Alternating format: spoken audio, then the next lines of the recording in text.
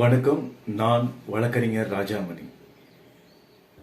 இன்னைக்கு நம்ம என்ன டாபிக் டிஸ்கஸ் பண்ண போறோம் அப்படின்னா, இந்து வாரிசுரிமை சட்டத்தின்படி ஒரு பெண் எந்தவித உயிலும் இல்லாம இறந்துட்டாங்கன்னா அவங்க சொத்து எப்படி பிரிபடும், இதுதான் இன்னைக்கு நம்ம டாபிக் டிஸ்கஸ் பண்ண போறோம்.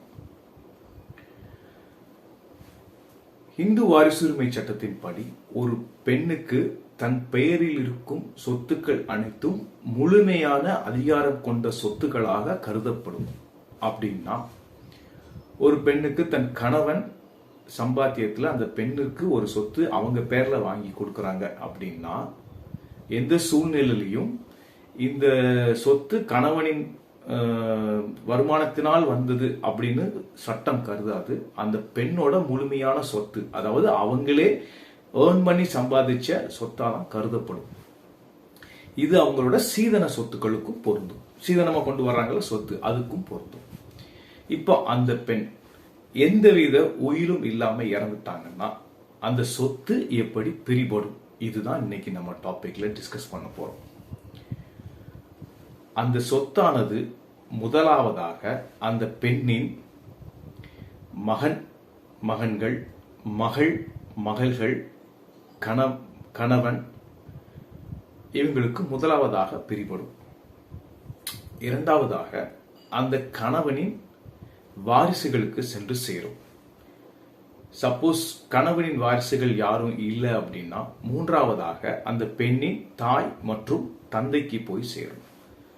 சப்போஸ் இவங்களும் இல்லை அப்படின்னா அந்த தந்தையின் வாரிசுகளுக்கு போய் சேரும். அந்த மாதிரி ஆட்களும் இல்லை அப்படின்னா அந்த பெண்ணின் தாயின் வாரிசுகளுக்கு போய் சேரும். இது ஒரு விதம்.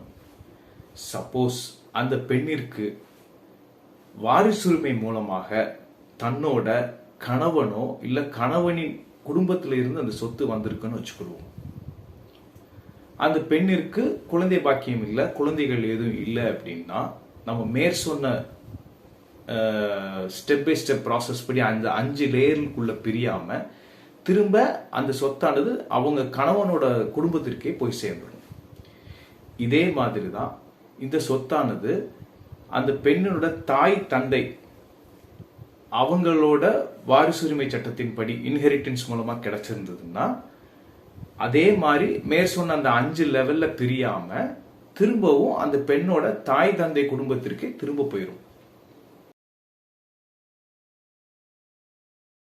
இந்த வீடியோ உண்மையிலே உங்களுக்கு ரொம்ப உபயோகமா இருக்குன்னு நீங்க ஃபீல் பண்ணீங்கன்னா சப்ஸ்கிரைப் பண்ணுங்க, ஷேர் பண்ணுங்க, கமெண்ட் பண்ணுங்க. உங்களுக்கு ஏதாவது கொரிஸ் இருந்தா கூட நீங்க கமெண்ட் செக்ஷன்ல போடுங்க, அதுக்கு ஏற்ற மாதிரி நான் ரிப்ளை பண்றேன். நன்றி, வணக்கம்.